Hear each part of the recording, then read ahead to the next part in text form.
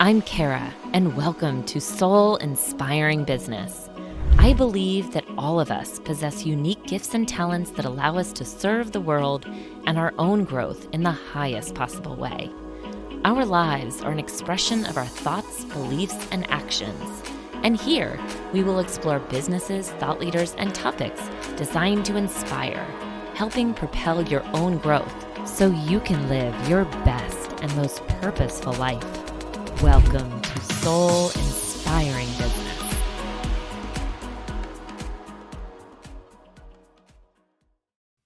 Welcome back to the Soul Inspiring Business Podcast. I am your host, Kara Chafin-Donofrio. And as we close out the year 2023, we've been spending the last few episodes talking about a really, for me, life-changing book called The 4 Agreements by Don Miguel Ruiz. Was introduced to this book back in my 20s, and it really had a profound impact. And it's a book that you can read and reread over and over again and always get a reminder of things that you know to be true, but maybe you're just not following them. But they're just 4 very simple agreements to live by that can enable you when you live your life in this way, can open up opportunities for personal freedom, for more self-love, and I think actually really also a bigger love for humanity. So we've been talking about the last 3 agreements, which was the first one was being impeccable with your word, both the words that you speak to others, how you speak about others. Are you cutting people down or are you building them up? And also the same is true for how we talk to ourselves, our own self-talk. So remembering how our words are powerful and they have such energy behind them. And so we have great power to create with our words. We also have great power to destroy. And so really being more conscious and intentional about the words that we use and how we're carrying on conversations and, really being very mindful of the word. So that was number 1. Number 2 was not taking things personally. And again, I shared that this was a really big aha for me because it's about not taking things personally, whether they're good things shared about you or bad. So if somebody says something negative towards you, not taking that personally, because we know that that's really about them. It's not necessarily about you. But again, by the same token, also looking at it and saying, well, somebody says something really positive about you, also not taking that personally, not letting that inflate your ego, but knowing and being secure in your own self, not needing validation from others, and also not being swayed and discouraged by what others are saying, maybe negatively about you. So not taking things personally. The last episode, it was the 3rd agreement, talking about not making assumptions.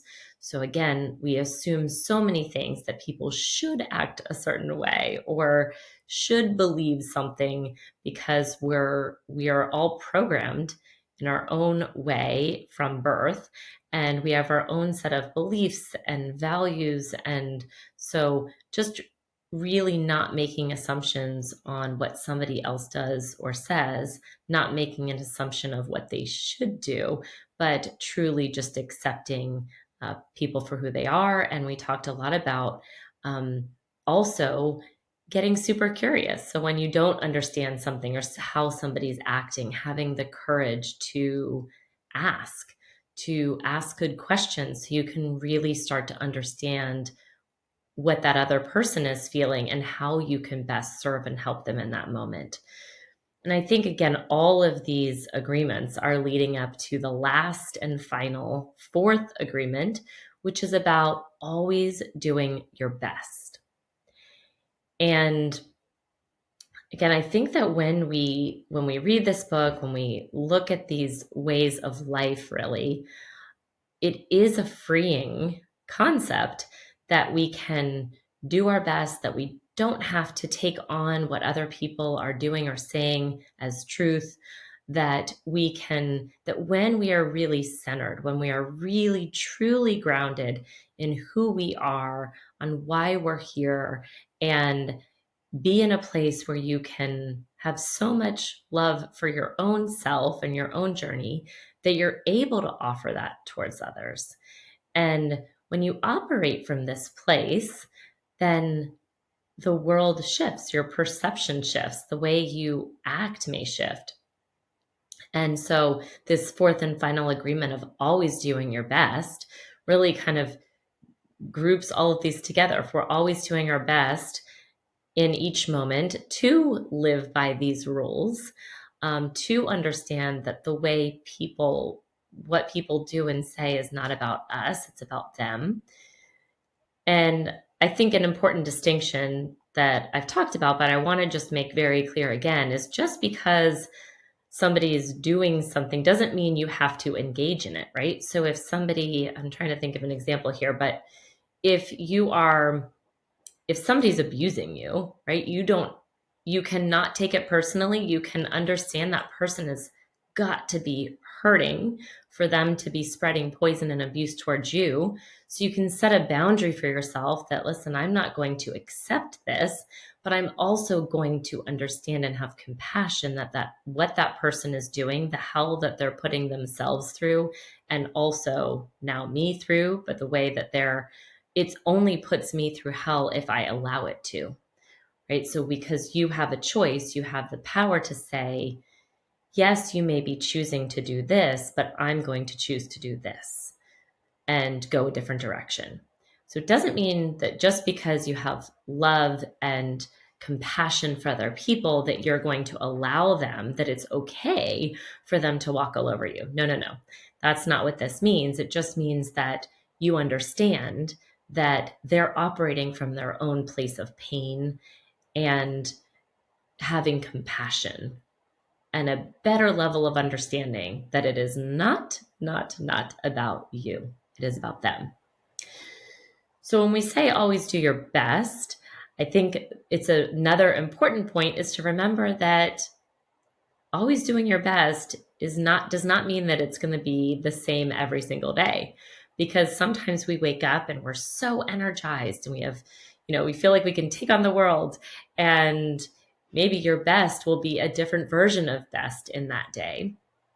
And other days we wake up and we think, quite frankly, this was me the other day. My best was that I actually had to take a 20-minute nap during the day because I was just exhausted. And I felt like I wasn't as productive, but I forgave myself because I listened to what I needed at the time. And I was, getting a little sick. So your best is different in each moment. It's different in each day, but recognizing that you did your best that you could in that moment on that day. And so knowing that your best may vary, knowing that also we are not perfect, that some days will be better than others. And so as you begin to incorporate these concepts, these agreements into your world, into your life, and as they start to take on more meaning for you and start to recognize them, recognize that you're not perfect, that everything is in a journey. And in each moment, in each day, you're evolving to a better version of you. And so forgive the days where maybe you've got a little angry, right? And weren't so impeccable with your word. Forgive yourself for that and start anew. Don't go into self-guilt and self-pity and all of those things, but recognize, that was not my best. And I'm going to start again tomorrow, or I'm going to start again at this moment. And what happened in the morning doesn't have to be my afternoon. And so there's a great story, and this is a sweet one to share. It says, there was a man who wanted to transcend his suffering. So he went to a Buddhist temple to find a master to help him. He went to the master and asked, "Master, if I meditate 4 hours a day, how long will it take me to transcend?" And the master looked at him and said, "If you meditate 4 hours a day, perhaps you will transcend in 10 years. Well, thinking he could do much better than that, the man then said, "Oh, master, what if I meditated 8 hours a day? How long will it take me then to transcend?" And the master looked at him and said, "If you meditate 8 hours a day, perhaps you will transcend in 20 years. "But why will it take me longer if I meditate more?" the man asked. And the master replied, "You are not here to sacrifice your joy or your life. You are here to live, to be happy, and to love. If you can do your best in 2 hours of meditation, but you spend 8 hours instead, you will only grow tired, miss the point, and you won't enjoy your life. Do your best, and perhaps you will learn that no matter how long you meditate, you can live, love, and be happy."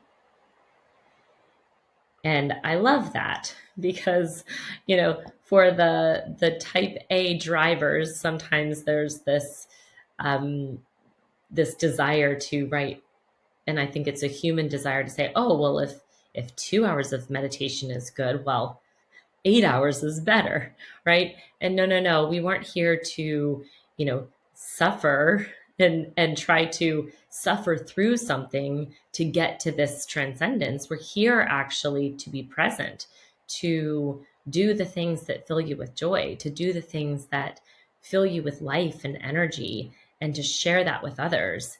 And when you do that, that's truly living.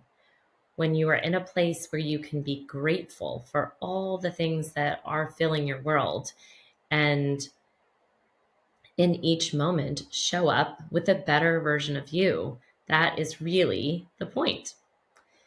And I think the other thing that's interesting is about living your life, taking action, because that's going to help you move forward and grow and expand.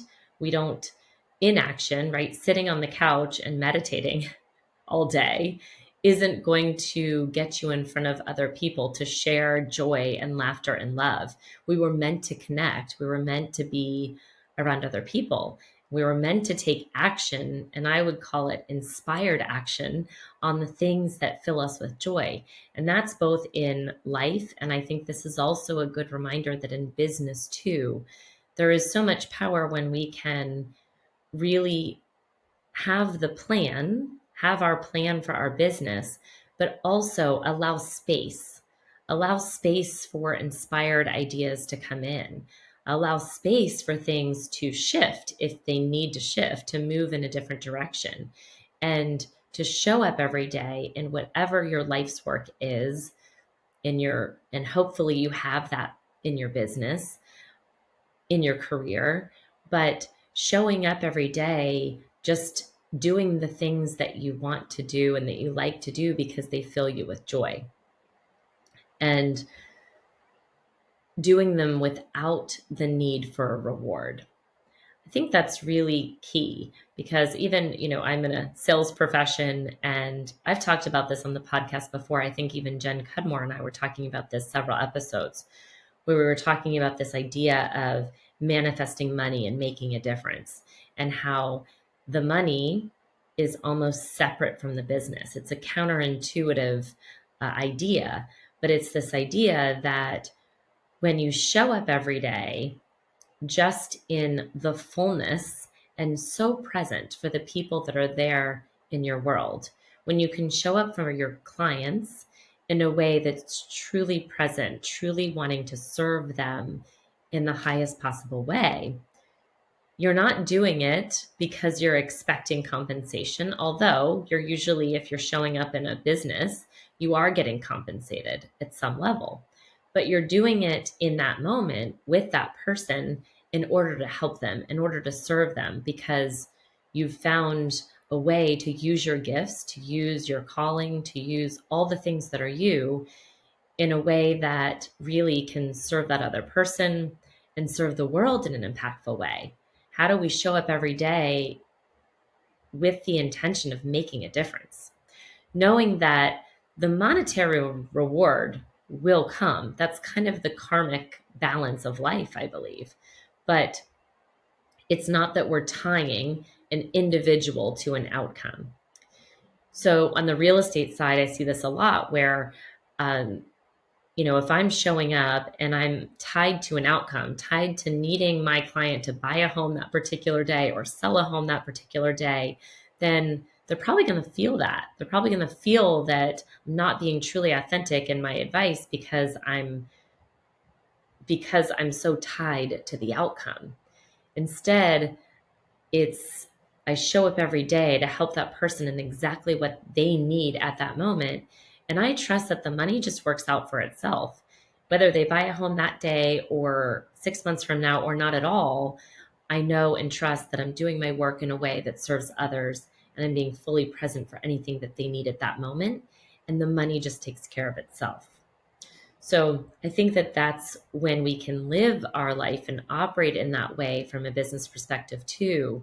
It's very freeing because then you're manifesting the money, you're working on the money separately, and you're not tying individual outcomes or collective outcomes to that necessarily, because you just trust that it will work out, you will be taken care of.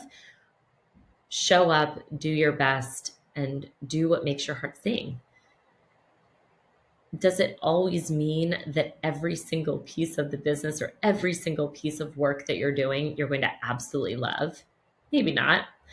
I don't always love all the financial stuff that I have to do for the business, but I have to get it done. But I do love and have found a way to channel my love for connecting with people and my love of service and my way of being a conduit for delivering a really good outcome for them. So, finding what your gifts are. And I'll tell you, I actually went and thought I was going to be a social worker at one point. I went back to school, started a master's program.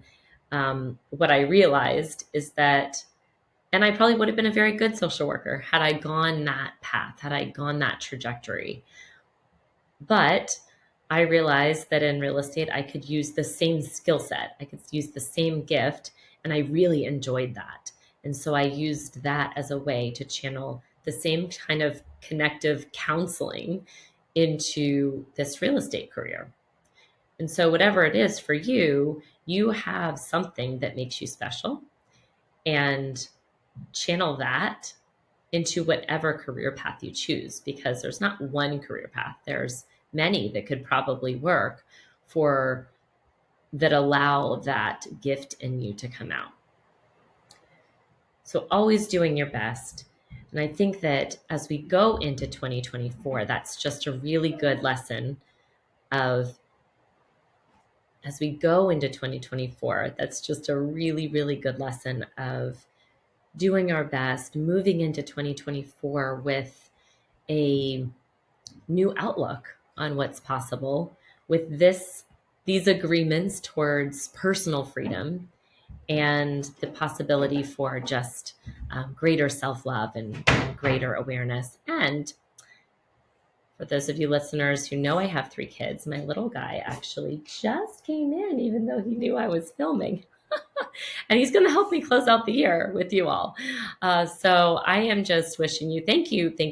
I just want to say thank you for supporting the podcast, for listening. If you're a first-time listener or if you've been a long-time listener, if you haven't liked or shared the show or commented, it would just mean a lot to me. That's my ask would be, if something with you resonated, that you share it with others. And if you haven't given a review, I would certainly appreciate one. And as we go into 2024, I'm excited about big things for the podcast, for more guests, for more opportunities to connect with all of you, and just sending you lots of love and a very happy new year. Buddy, do you want to say Happy New Year? Happy New Year? Nope, he doesn't want to. Okay. Happy New Year. There you go. Okay. All right. Best wishes and happy holidays and Happy New Year. Loved being here with you today and would love to connect with you more over on Instagram. My handle is linked to the show notes, or you can just type in @KaraChafin_Donafrio. And I have something special for you as a free gift, my Dynamic Life Journal. This special book has the power to really help you live a soul-inspired life. go to freegiftfromkara.com. Easy to remember, freegiftfromkara.com. Until next time, beautiful people, sending all my love.